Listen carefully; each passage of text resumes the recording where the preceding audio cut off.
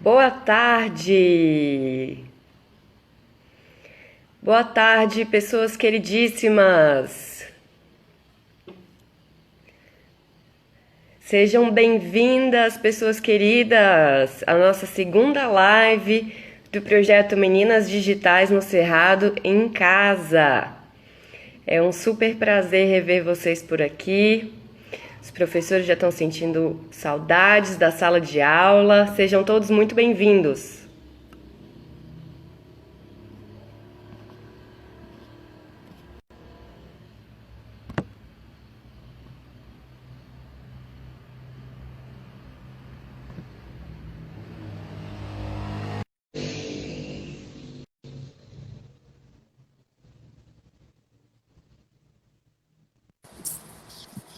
Olá! Oi, Tudo bem, Cris? Você me vê bem? se eu te vejo, você me vai bem? Te vejo bem. Certo. Tô dando as boas-vindas pro pessoal. Pessoal, boa tarde. Sejam bem-vindas e bem-vindos a essa segunda live do projeto Meninas Digitais no Cerrado em Casa. É um prazer receber vocês aqui nesse espaço virtual. Saudades de todos os nossos alunos, que nessa hora o coração já dói, sentindo a falta da sala de aula. Para quem não me conhece, eu sou professora Natália Lousada e, junto com a professora Ramayane Bonassim, coordeno o projeto Meninas Digitais no Cerrado. E, desculpa. E hoje a gente dá prosseguimento a uma iniciativa, que é uma iniciativa de atividades remotas, voltadas em especial para os estudantes do gênero feminino nas áreas de tecnologia, informática. E hoje a gente traz uma convidada especialíssima, que é a professora Cristiane Borges dos Santos, que vai conversar com a gente sobre segurança de dados versus sociedade de controle. Então, antes de apresentar a Cristiane para vocês, eu quero dizer como vai ser a nossa dinâmica. Vocês podem propor perguntas nesse campo de diálogo ou observações. Essas perguntas estão sendo compiladas e aí no final da live, passando o nosso roteiro de entrevista, a gente vai tentar contemplar as questões que estão sendo propostas por vocês, tá? Desde já, quero agradecer muito, muito a presença de todos que estão aqui conosco. A gente sabe que esse horário é super competitivo, né, Cris? Sim. Então, todo mundo que está acompanhando a gente, sejam bem-vindos, fiquem com a gente até o final. E vamos lá, começar o nosso diálogo. Bom, a Cristiane é tecnóloga em redes de comunicação, mestre em engenharia elétrica e da computação, professora adjunta no IFG, Instituto Federal de Goiás, campus Lusiânia, atuando como docente na área de redes de computadores e atualmente ela é coordenadora do curso técnico integrado ao ensino médio e informática para a internet. Participa e ajuda na organização de eventos de software livre em Goiás desde 2006. É fundadora do grupo de robótica Metabotics, que é o login que a Cris está com a gente agora. Quem não Sim. conhece o projeto, vai lá, dá um stalker para conhecer. Que é um projeto parceiro do programa Meninas Digitais da Sociedade Brasileira da Computação. Aqui, o nosso programa Meninas Digitais no Cerrado está vinculado. Então, seja bem-vinda, Cris. Muito obrigada. Eu vou Hum, começar. Qualquer coisa você me interrompe, tá? Tá bom. Eu vou começar fazendo uma pergunta para você sobre a Lei Geral de Proteção de Dados. Não tão especificamente sobre a legislação, né? A jurisprudência. Mas o que é segurança de dados? Pensando que não, que a gente quer alcançar um público que não é só limitado, não está limitado aos nossos estudantes, né? Então, o que é segurança de dados? Por que a gente precisa de uma lei de proteção de dados, né? Por que isso é importante? É, Existem outros marcos regulatórios no mundo? E qual que é o impacto da existência de um marco regulatório legal de segurança de dados no nosso cotidiano? Queria que você explorasse um pouquinho esse assunto. Certo. Então, hoje em dia, né, depois com a questão assim, da pandemia, as pessoas elas tiveram que se adaptar, né, e muita gente tá trabalhando de casa, né? Então, com relação à segurança, qualquer tipo de informação que seja uma informação sensível, essas informações elas devem ser protegidas. A Lei Geral de Proteção de Dados, ela vem assim para tentar proteger as informações que a gente compartilha com aplicativos, com sites, com algumas ferramentas, né?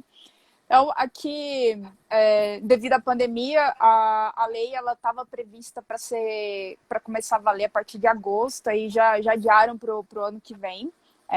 Mas no mundo todo tem algumas iniciativas, né, como a GDPR, que é a Lei de Proteção de Dados da Europa. E grande parte dos aplicativos que a gente utiliza hoje em dia são aplicativos que são globais, e esses aplicativos globais, eles acabam tendo que se adaptar também à lei da Europa, né? Tanto que, nos últimos anos, né, o Facebook, o próprio Instagram, o WhatsApp, todas as ferramentas que são vinculadas ao Facebook, eles tiveram algumas mudanças, né, e tiveram também que pagar algumas multas porque estavam infringindo violando, né, algumas leis dentro da GDPR. Recente também vários aplicativos que a gente utiliza, Uber, Twitter, todos eles readaptaram as normas, né, para coleta de informações, tanto que a gente acabou recebendo uma enxurrada de e-mails falando que quais são os tipos de informação que esses aplicativos eles estão agora coletando, né? Porque dentro da GDPR, né, eles tentam focar bem nos direitos dos cidadãos, né? E pelo fato dessas empresas elas serem globais, acaba que se um europeu que está aqui no Brasil está utilizando essa ferramenta, ele vai ter que a ferramenta ela vai ter que se adequar para proteção da informação dessa pessoa, né? Desse cidadão europeu. Então, para facilitar, acaba que eles tentam adaptar a ferramenta para não só adequar a GDPR e depois também a lei que vai vigorar aqui no Brasil, né? Uma das grandes preocupações, né, dentro da GDPR é com relação a ataque e vazamento das informações e algum tipo de falha, algum tipo de invasão, né? Se essas informações, se a ferramenta ela tiver tido algum tipo de problema, a empresa ela tem que reportar em até 72 horas. Porque antes a empresa tinha algum tipo de falha, algum tipo de ataque, né? E depois de anos o usuário ia saber que aquela ferramenta ela teve uma falha e as informações dele ficaram expostas, né? Agora não, se tiver falha, eles têm que assumir no máximo 72 horas e já dando quais são as medidas, né, que eles estão adotando para minimizar os impactos, né? Uma outra coisa também é que um grande problema quando a gente vai fazer qualquer tipo de instalação de software é a questão de termo de uso, né? Grande parte das pessoas, assim, não tá nem aí, só vai dando next finish e pronto, acabou, e é isso, eu nem leio nada, né? Porque normalmente são documentos extensos que a gente acaba não entendendo muita coisa e aí você vai lá e aceita, né? Agora, dentro da lei, você tem, de acordo com a lei, você tem que deixar essas informações, né, do termo de uso mais transparente, para que você tenha um domínio maior sobre a sua informação. Com isso, assim, você tem que saber o que é que a ferramenta está coletando de informação, como é que essa informação ela vai ser tratada. Então, você tem que dar uma autorização para a utilização dessas informações, né? E também, se você quiser interromper a coleta dessas informações, você também pode interromper. E se você quiser excluir essa informação, você tem que ter uma forma de excluir de verdade essa informação e essa informação não ficar armazenada em nenhum tipo de servidor, né? Então, seria mais nesse sentido aí a questão da LGPD e da própria GDPR, né? Bom, eu tenho perguntinhas de pessoa de humanas para fazer, que eu acho que talvez ajudem outras pessoas, ajude outras pessoas também. Por exemplo, quando você fala que uma empresa que desenvolve software, né, desenvolve aplicativo, ela tem que reportar um problema na segurança de dados, ela reporta a quem? Ela informa no âmbito da internet, né, ou ela reporta para um órgão específico na Europa? E uma outra coisa, quando você diz que a gente pode recusar a oferta de determinados dados, isso é uma coisa que sempre me pega, porque eu leio aqueles negócios, Uhum. né? O termo a política de privacidade de cada um desses aplicativos, desses softwares que eu uso. E aí eu vejo que muitas vezes esses documentos, eles são elaborados para as pessoas não entenderem. Sim. Por isso, compreendo que exista uma obrigatoriedade, então, de que a coisa seja mais clara, faz todo sentido. Mas eu Uhum. nunca consegui dizer, olha, eu aceito compartilhar isso, mas não aceito compartilhar aquilo. Não sei como fazer isso. Existe essa possibilidade? Primeiro, com relação a reportar, né? Quando tem algum tipo de falha, a empresa ela tem que reportar para o usuário que está utilizando a ferramenta. Então, ele tem que falar, olha, teve o vazamento, a gente tá tomando as medidas, né, para prevenção, para resolução do problema. Então, assim, essa informação tem que ser, a princípio, reportada também para o usuário. É. E normalmente também eles acabam divulgando na mídia, né, na internet, que teve a falha, o que eles estão fazendo para minimizar os impactos, né? Tem alguns aplicativos que quando você recusa, por exemplo, eu não quero que você tenha acesso ao meu microfone, aí você não consegue nem instalar o aplicativo. Isso. Sim. Aí a questão será que vale a pena eu liberar assim, o acesso do meu microfone, da minha câmera para aquele aplicativo, né, sabendo que ele pode estar me monitorando, né?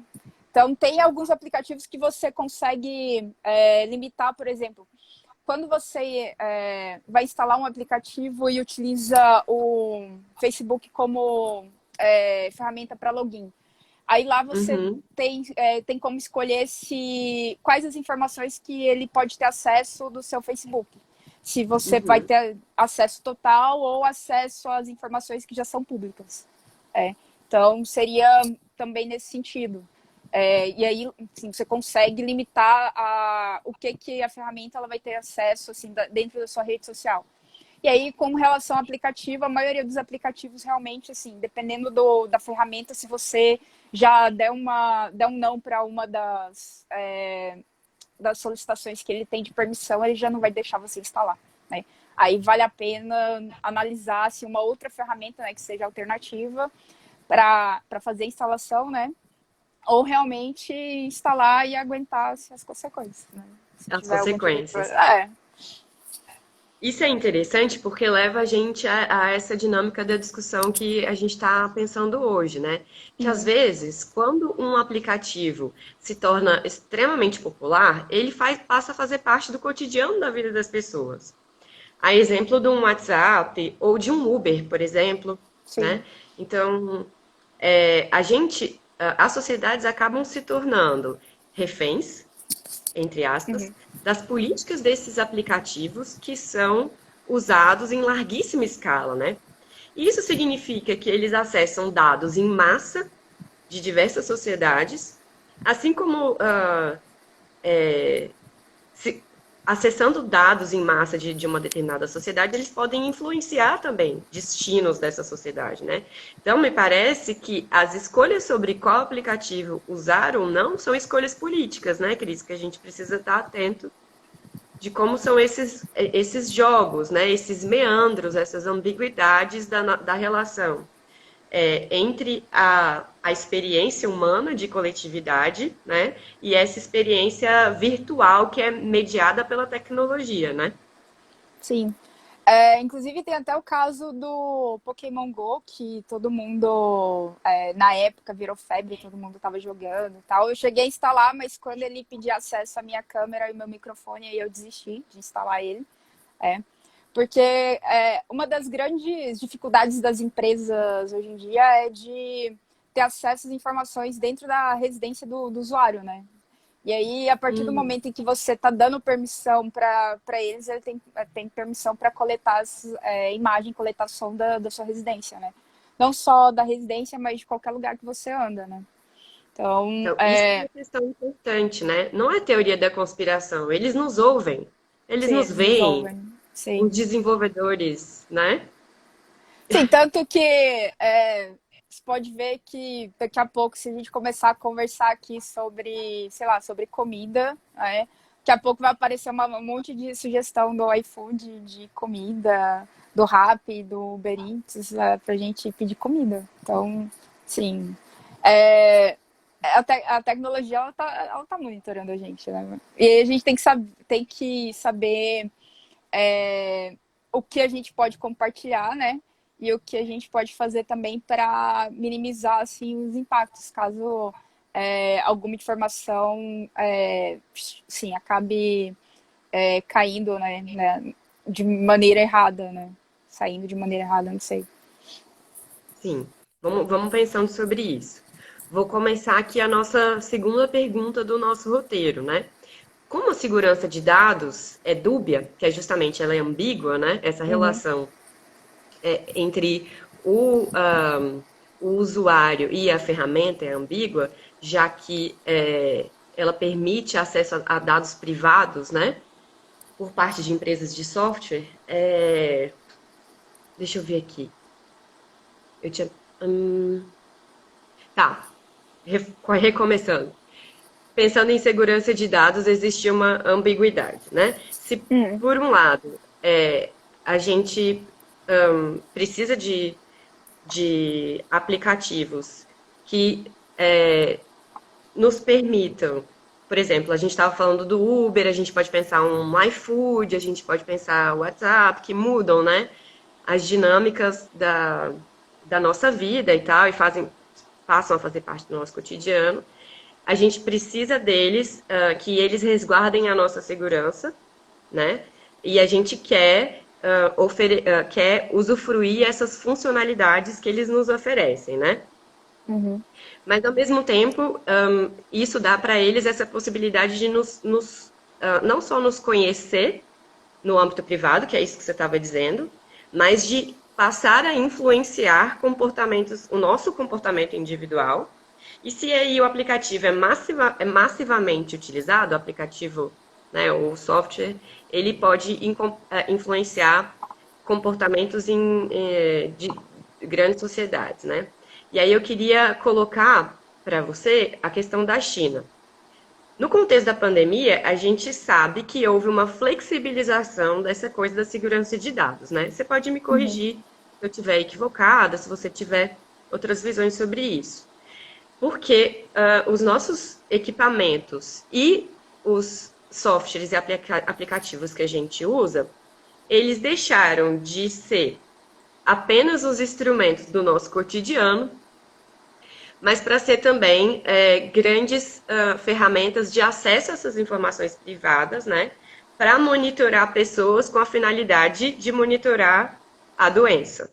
Então, na China, o governo, que não é um governo democrático, cria um aplicativo a partir do qual a pessoa pede autorização para sair de casa, pede o táxi, pede a comida, ou comunica ao governo, à prefeitura, né, os entes federativos ali, né, os órgãos de regulação, que está saindo de casa. E aí esse aplicativo, ele diz para ela, olha, Cris, você vai na padaria, aí a Cris coloca lá, vou na padaria da esquina da minha casa. Aí no trajeto que a Cris vai percorrer, tem as pessoinhas que passaram por ali.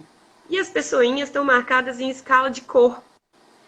E aí, nessa gradação de vermelho a amarelo, se identifica pessoas que estão contaminadas e há quanto tempo elas estão contaminadas para você pensar se você realmente quer fazer esse trajeto até a padaria. Porque você vai ter um risco de X% de se contaminar naquela padaria ou no trajeto que você vai percorrer. Bom, teoricamente, isso é muito bom. Entretanto, reside justamente aí essa ambiguidade da sociedade de controle, né, que é a provocação desse nosso diálogo, né? Em que medida nós estamos falando de uma disponibilidade, de um acesso aos nossos dados, através do qual a gente pode passar a ser absolutamente controlado, seja por essas empresas ou seja pelos governos, cujas leis específicas, né, porque isso depende da lei de cada país, se eu entendo bem, né, permita o acesso. Como é que a gente pode pensar essa ambiguidade, né? Você acha que no contexto de pandemia, pensando nesse exemplo da China, a flexibilização da segurança de dados nos aproxima justamente de uma possibilidade de sermos cada vez mais controlados? Então, isso não está acontecendo só na China, na Europa também tem alguns países que começaram com esse monitoramento. A ideia seria assim, no sentido de conseguir dar fluxo para as pessoas, né, para que elas consigam voltar à vida normal, né? Mas grande parte dessas ferramentas que eles estão desenvolvendo para que você... Não no caso da China, né? No caso da Europa, eles estão fazendo de acordo com as leis de privacidade, né? E para que você utilize a ferramenta, você tem que aceitar a utilização e a coleta dessas informações. E aí, grande parte dessas ferramentas, elas estão utilizando o próprio Bluetooth ou Wi-Fi para poder fazer a parte de geolocalização. Mas aí, em nenhum momento, eles falam se esse monitoramento ele vai ser em tempo real ou se ele vai te avisar depois, né? Porque é bem complicado, assim, no sentido assim, de você querer assim, a sua segurança física também, né? Porque se eu souber que uma pessoa contaminada está frequentando um determinado local, sim, no momento, eu não vou querer passar perto daquele local, né? Então, mas a pessoa ela tem que aceitar, né, fazer isso. No caso da China, o que eles estão fazendo cada indivíduo eles têm como se fosse um QR Code e onde tem todas as informações de saúde dessa pessoa. Então, quando você entra num determinado local, eles leem aquele código e aí eles te dão permissão ou não para entrar num determinado local. Assim, o que eles estão querendo fazer no mundo todo é algo menos invasivo, né? Mas que também seguindo essa mesma tendência, porque o mundo ele vai ter que voltar, né, a funcionar, e aí seria uma forma de você conseguir diminuir a propagação do vírus, né? Então, eles estão utilizando a tecnologia nesse sentido, mas sempre levando em consideração que o usuário ele tem que conceder o acesso, conceder a permissão para a utilização dessas informações pessoais. Então, não é uma coisa assim que o governo ele está fazendo de maneira discriminada. O usuário, pelo menos na Europa, ele tem que consentir a utilização dessas informações. Por outro lado, essa relação é uma relação bastante difícil, né? Porque quando a nossa sobrevivência física está ameaçada, Sim. você não vai consentir em abrir mão da sua segurança, da sua segurança de dados, da sua privacidade, né? Então, esse jogo é um jogo que num ambiente de ameaça de sobrevivência iminente, as pessoas acabam podem, né, se ver numa situação em que elas não têm escolha, de fato. Sim. E aí essa escolha é uma escolha de caráter retórico, né? E aí que tipo de monitoramento os desenvolvedores, as empresas e os governos que acessam esses dados, né, através dessas empresas vai fazer, me parece que ainda é um pouco nebuloso, tendo em vista o que a gente estava falando antes, né? O fato, por exemplo, de enormes empresas como o Facebook e outras que você pode me ajudar a pensar, terem admitido venda de dados, por exemplo, né? Oferta de dados para serviços de inteligência, que são serviços de inteligência. Bom, serviços de inteligência não são serviços de saúde estrito Uhum. sensu, né? Serviços de inteligência, pensando no caso dos Estados Unidos, eles estão se dedicando a entender o que eles chamam de movimentos terroristas, né? Movimentos subversivos, sei lá o que a gente vai chamar aqui. E o Facebook, que é uma das ferramentas mais populares do mundo, que é a ferramenta, inclusive, né? A empresa que, inclusive, está escutando a gente Sim. agora, que é dona do Instagram, estava oferecendo essas informações para um órgão que tem um trabalho político, militar, né, em específico. Então, será que a gente deve se preocupar com isso? Será que nesse mundo pós-pandemia, na sua perspectiva como pesquisadora, nós efetivamente teremos escolhas em relação a isso? A gente precisa se preocupar? E se a gente se preocupar, o que a gente faz? A gente desenvolve nossos próprios aplicativos? Enfim. Assim, na realidade, a gente já estava sendo monitorada há vários anos, né? Só que agora ficou mais escancarado, né? E aí, assim, o Facebook ele já tomou vários processos com relação à política de privacidade, tanto que eles agora mostram o que eles estão coletando de informação. Se você quiser fazer um download de todas as suas informações, você consegue fazer isso. E, assim, é assustador saber quais são as informações que eles estão coletando da gente. Tá?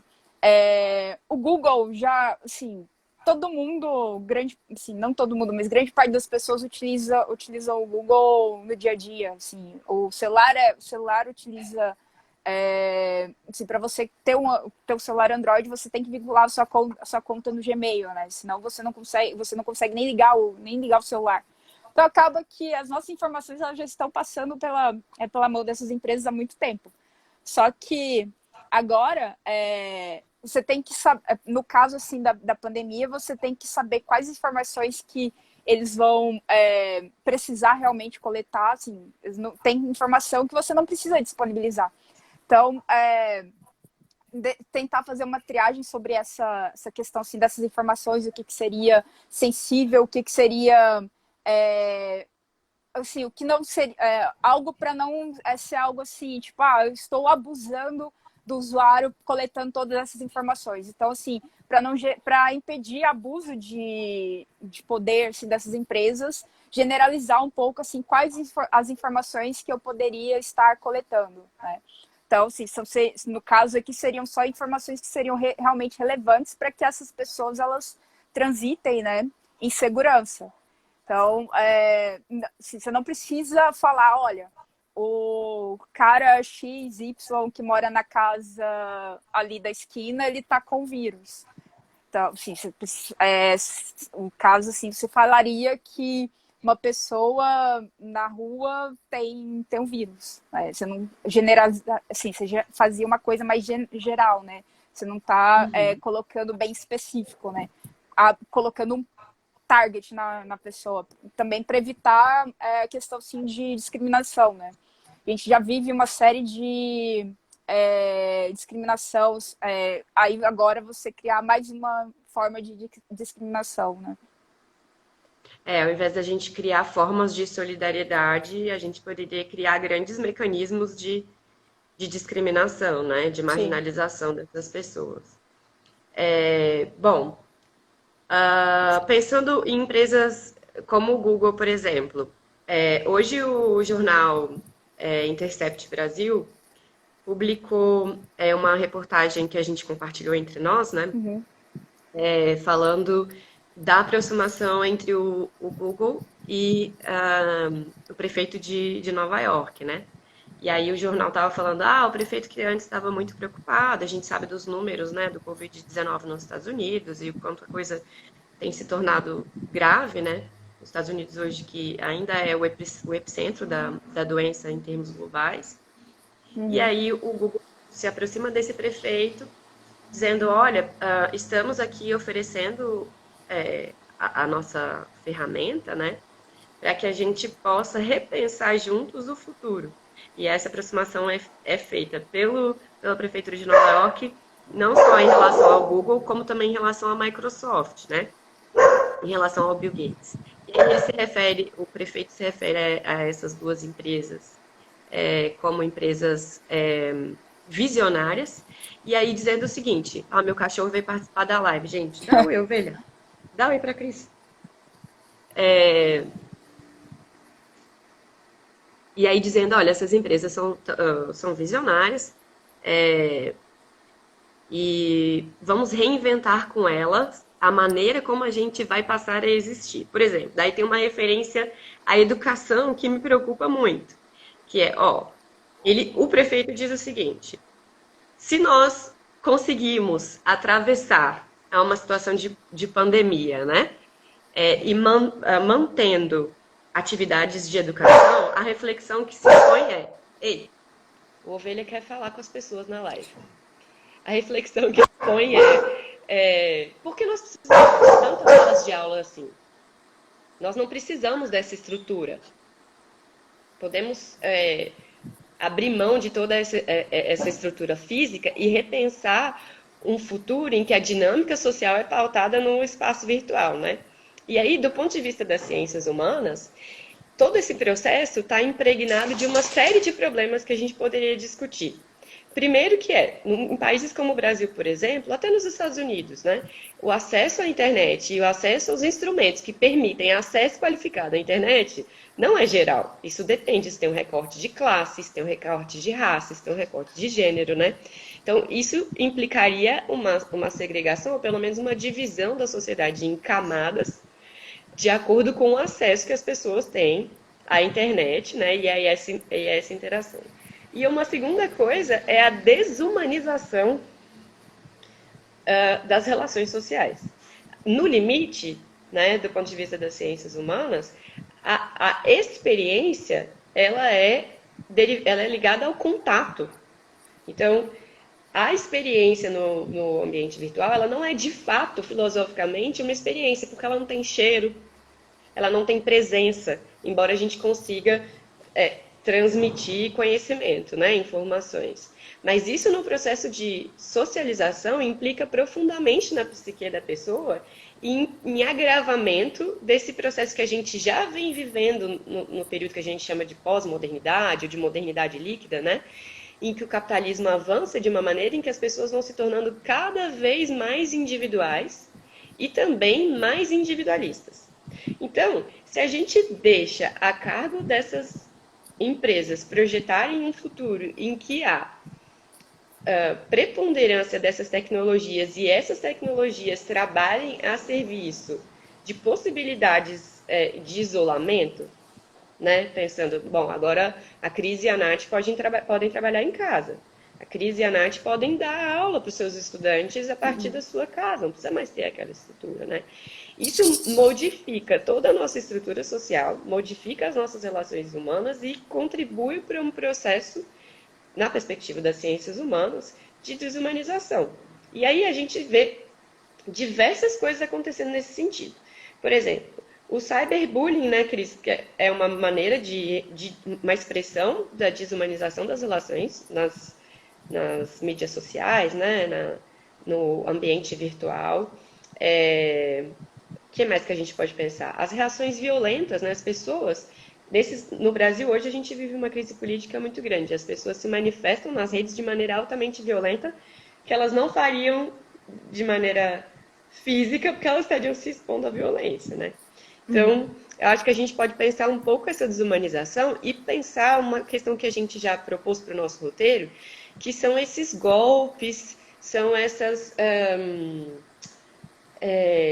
os ataques que durante a pandemia se intensificaram, né? Explorando a vulnerabilidade das pessoas e essa insegurança de dados, talvez, para poder aplicar uma série de golpes. Eu acho que não tem outro termo, é golpe mesmo. para ludibriar pessoas, etc. Né? Eu acho que tudo isso está dentro de um processo de desumanização em que, numa sociedades que tem muita desigualdade, especialmente econômica, nesses momentos, através, como uma pandemia, né? Através da tecnologia, isso se expressa e acaba se transpondo para o espaço virtual, né? Sim. Grande, assim, ultimamente vem aumentando bastante a questão assim, dos golpes via, principalmente via mensagem de texto, né? Assim, WhatsApp, próprio Instagram, né? E porque assim, o pessoal tenta meio que utilizar um pouco da inocência das pessoas, né? Para criar golpes. Teve vários casos assim de quando começou o isolamento. E aí, então, algumas empresas de fato deixaram os recursos disponíveis para que as pessoas utilizassem esses recursos. Por exemplo, o, o, a Netflix, o próprio Amazon Prime, eles deram uma quantidade maior de dias para quem nunca teve assinatura conseguir fazer a assinatura e tal. Mas aí, assim, tinha algumas coisas que realmente eram proposições dessas empresas e começaram a desenvolver umas outras coisas que eram golpes. Né? Exemplo, o Carrefour.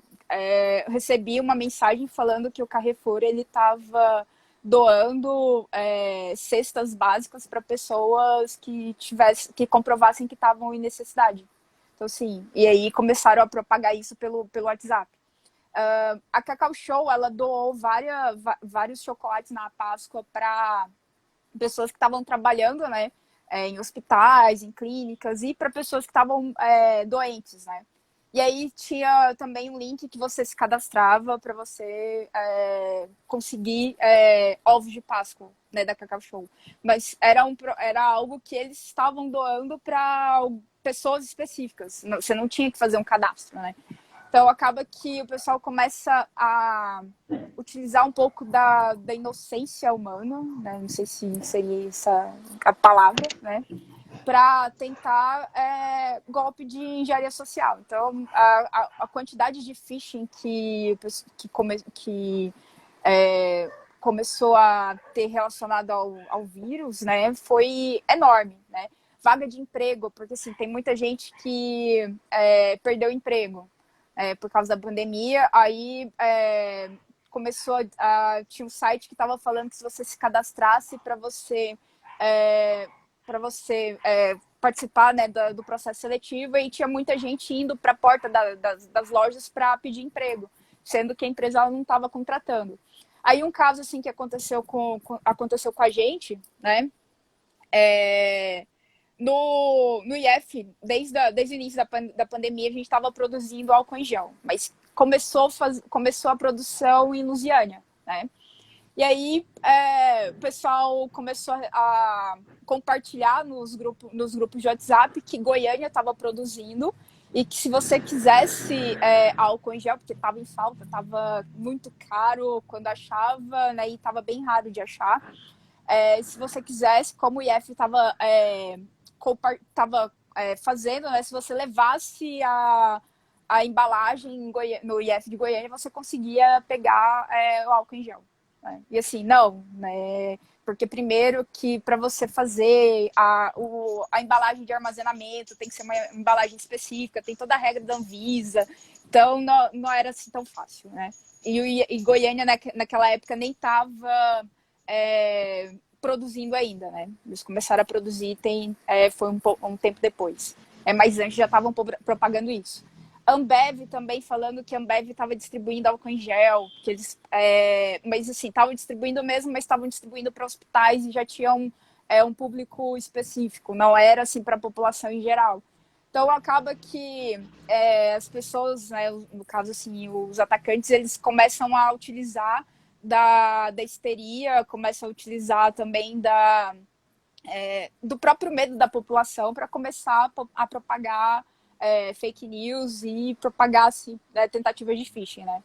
Teve um caso também agora, acho que eu vi no jornal hoje Assim, eu tô meio perdida com relação a datas, né? Tempo. Então, eu não sei se foi sexta ou se foi sábado. Mas no jornal falando que aqui em Goiânia estavam distribuindo cestas básicas e que você tinha que ir para um determinado local, assim, um CAIS, para fazer o cadastro.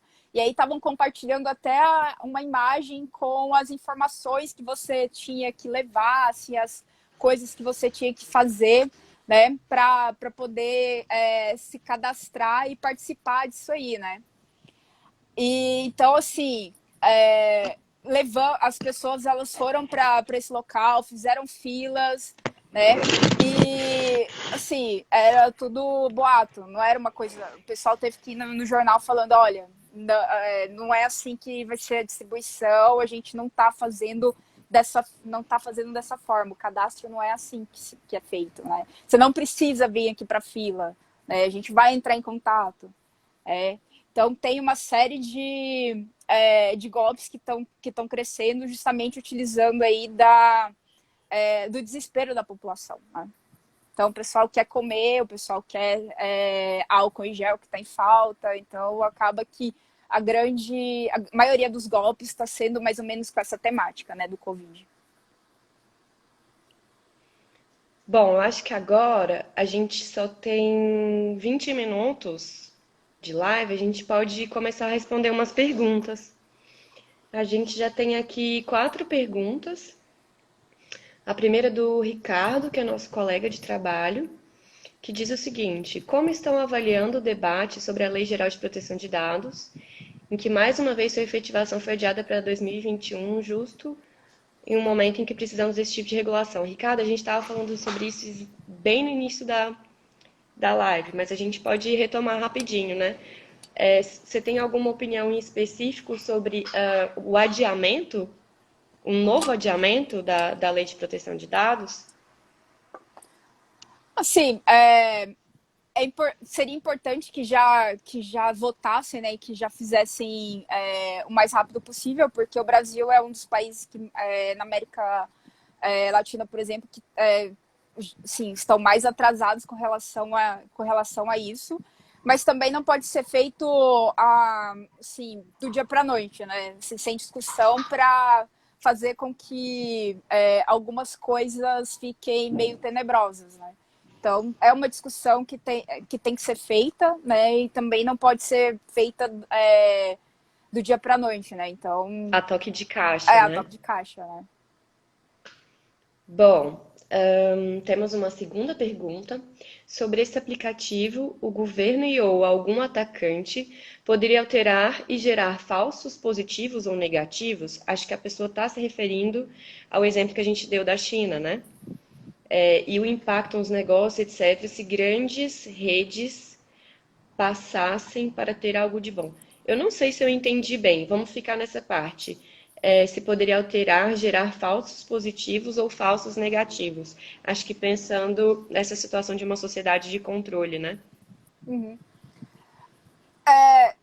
Sim, isso é a opinião minha. Eu acho que o pessoal não vai querer ficar criando falso positivo ou falso negativo para fazer alarde com a população e não realmente assim não fazer a informação girar, né?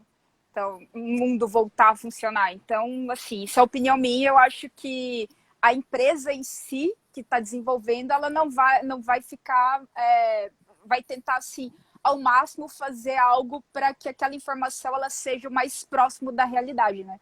Que ela realmente seja fiel, né? Porque sim, se você começa a ter falha, né, na notificação, você acaba propagando mais ainda o vírus.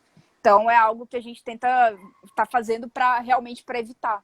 Então eu acho que, assim, isso é opinião minha. Pela empresa que desenvolve, não. Mas é claro que se você não desenvolve utilizando ferramentas corretas, você não se preocupa com relação a como que você está armazenando essas informações, é claro que isso aí pode estar vulnerável e alguém pode, um terceiro, né, no caso, pode acessar essas informações e injetar outras informações aí também. Eu acho que dá para pensar o seguinte, eu concordo com você que o interesse final da empresa não, talvez não faça sentido que seja esse. Mas a disseminação do pânico, né, de um ambiente de pânico, pode atender a interesses políticos bastante específicos, né?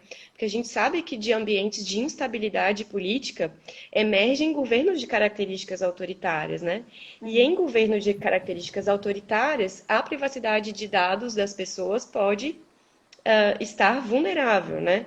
E aí sim, eu acho que dependendo do tipo de governo que emerge, tendo acesso a esse tipo de tecnologia, a coletividade em geral, a sociedade não vai poder saber se de fato uma pessoa X ou Y está em isolamento por uma contaminação real, pensando no ambiente de pandemia, ou por qual outro motivo, né? A gente passa a ter um acesso à informação que é controlado, né? E é nisso que consiste o que a gente está chamando aqui de sociedade de controle, né? Uma sociedade, se a gente pensar em termos Foucaultianos, do Foucault, uma sociedade panóptica, né? Então isso talvez não seja interesse da empresa, mas possa atender a outros interesses políticos, né? De uma determinada circunstância. Sim, Bom, mas aí temos no, mais perguntas. Fala, Mas, Cris, fala. mas aí no caso da ferramenta, essas ferramentas, elas não. No caso, assim, que o Google e a Apple estavam desenvolvendo, por exemplo, eles não. Eles deixam de forma anônima os usuários. Assim, você não tem informação de quem é que está contaminado, só de que você cruzou com alguma pessoa contaminada. No caso da China, não. No caso da China, ele tem realmente as suas informações, porque é como se você levasse essas informações com você, né? Seria seu passaporte, o passaporte saudável, né? Vamos assim dizer. Exatamente. O aplicativo é uma espécie de documento, né? Você precisa Sim. dele para Da mesma forma circular. que a gente hoje em dia utiliza a carteira digital, a carteira de motorista digital, agora o CPF também é digital, né? Então seria mais ou menos nesse sentido. Aí você teria, sei lá, uma carteira de informações de saúde para poder se locomover. No caso da China, está sendo mais ou menos dessa forma, né? Bom, temos mais perguntas. As nossas assistentes técnicas estão dizendo que temos 13 minutos. Então dá para a gente responder mais um pouquinho. É, uma solução seria generalizar os dados para impedir abuso? Vonley, eu não entendi. Você entendeu, Cris? Não, é Uma o que eu solução. tava, acho que é o que eu tava falando mais cedo, que é ao invés de você ficar coletando informações Ah, tá. e Tá. você generaliza essas informações para que não para disponibilizar realmente só as informações que seriam necessárias para monitoramento e a não disseminação do vírus, né?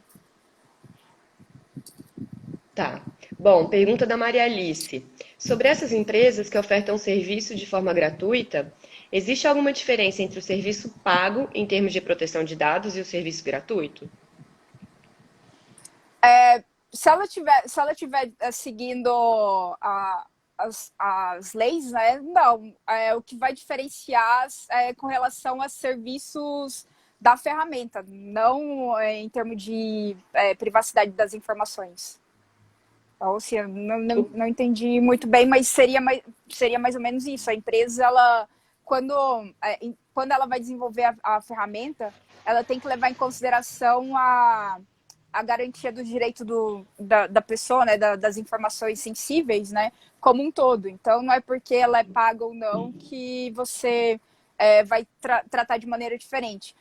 Normalmente, as versões gratuitas, elas têm propagandas, né, assim, você tem que analisar, você tem que verificar o que está lá dentro dos termos de uso, né, da ferramenta, né, que seria o seu contrato, né. Então, aí tem que analisar lá, mas a informação em si, ela é tratada da mesma forma. Sim, se tiver de acordo com a lei, né? Uhum. E aí, quando a gente pensa a lei, a gente tem que pensar, então, a regulação europeia, né, que você mencionou. Qual que é a sigla mesmo, Cris, da regulação? GDPR. GDPR.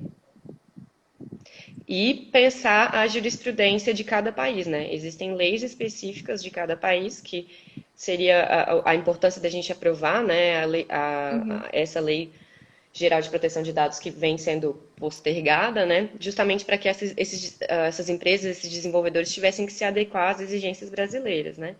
E aí, se eu entendi bem o que você está dizendo, por exemplo, se a gente compra um antivírus e a gente está usando a versão dele que é free, a política de proteção de dados não é diferente porque um é pago e outro é gratuito. Acho que essa é a pergunta da Maria Alice, né? Sim, não, a informação, a sua privacidade, o direito da coleta, ela vai ser a mesma. Ele vai coletar a mesma quantidade de As informações. mesmas Mas, as informações. mesmas informações, mas isso também está definido lá no contrato, né?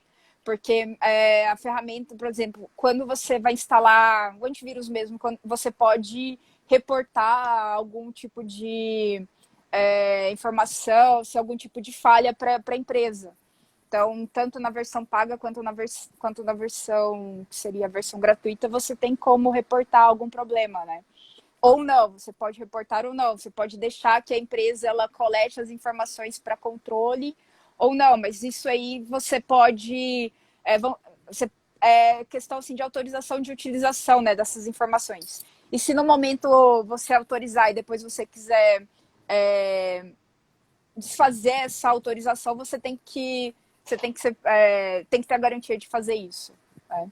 No caso, assim, grande parte das ferramentas gratuitas, o que vai diferenciar mesmo é a questão, sim, da utilização, assim, dos serviços que você tem em uma ou não tem em outra.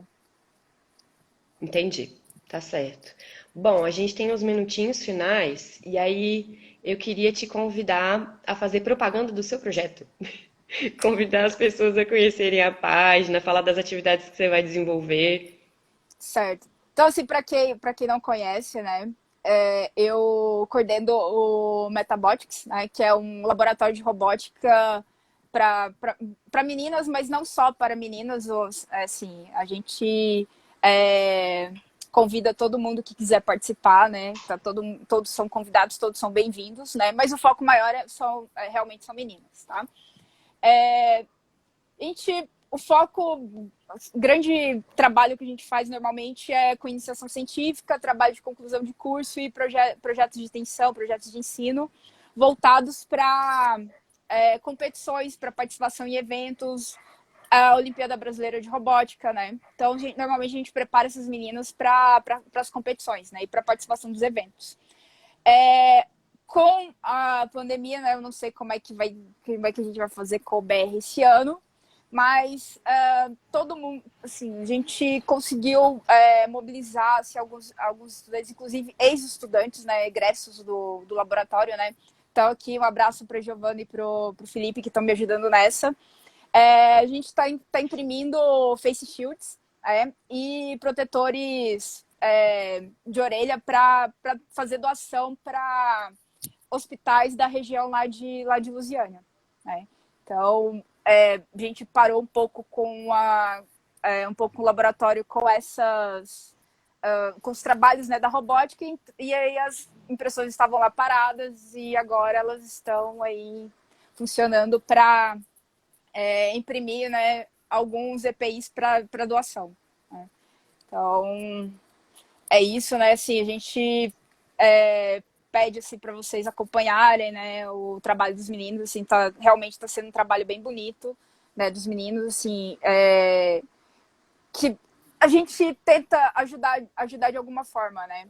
Então, assim, já que a gente não consegue fazer, assim, não consigo fazer mais para isso, né? Pelo menos tentar ajudar as pessoas que não pararam, né?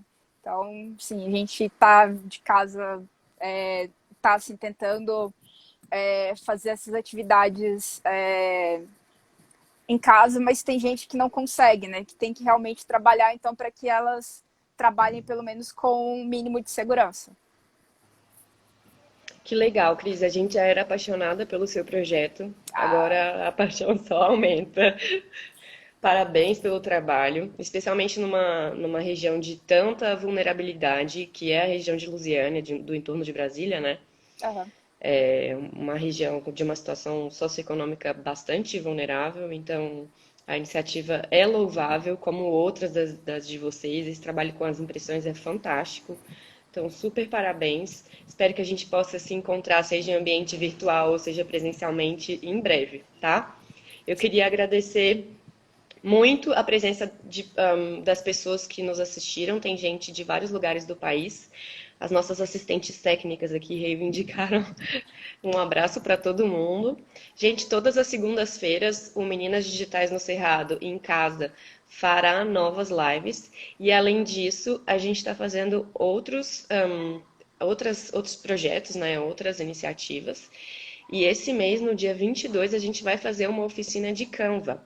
E aí nós vamos divulgar um formulário online no nosso perfil para que vocês possam fazer essa inscrição e participar conosco num número reduzido de pessoas e tal, sob a coordenação da nossa querida Thalia Santana, minha chefinha.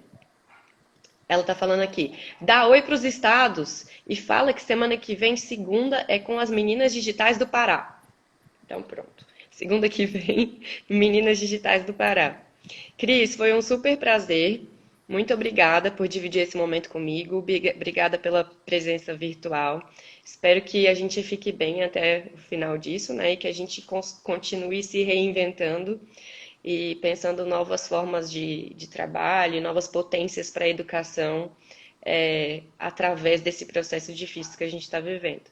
Foi um prazer, tá? Em nome do Meninas Digitais no Cerrado, eu te agradeço muito e te convido a estar presente conosco nessas outras iniciativas que a gente vai ter aí ao longo desse processo. Então, eu agradeço mais uma vez o convite, né? E sempre que precisar, estamos aí, né, de casa, né? Porque agora realmente vai ser um pouco mais difícil a gente se reunir, né? Mas eu espero que logo, logo a gente comece a voltar, né, assim, com a questão assim, dos eventos. Eu adoro participar de evento, assim, adoro ir lá em séries para dar palestra para as meninas, assim, é super, super legal. É. E é isso, agradecer a todos os meus amigos aqui que estão mandando mensagem, tá? Assim, tem amigo meu de Foz, amigo meu lá de é, Santa Catarina, tá todo mundo aí olhando, assim, participando, né? Brasil todo, né? São Paulo, né? Então, um abraço para todos. Não vou falar o nome, porque senão eu vou esquecer de todo mundo, né? Porque, né, fazer o quê? Então não fiquem com raiva. Então, mandar um abraço aí para minha mãe, para minhas irmãs também que estão assistindo, né? Família toda em peso aí também. Né? E é isso, gente. Obrigado e até a próxima. Até a próxima, gente. Muito obrigada por todos esses coraçõezinhos que estão subindo aqui a todo vapor. Foi um prazer. E a gente se vê na próxima segunda. Beijos para todos. Beijo, Cris. Até Tchau. breve. Se puder, fique em casa. Se puder, fique em casa. E se ficar em casa, fica com a gente, que a gente vai Sim, estudar junto. isso aí. Beijo. Beijo, tchau.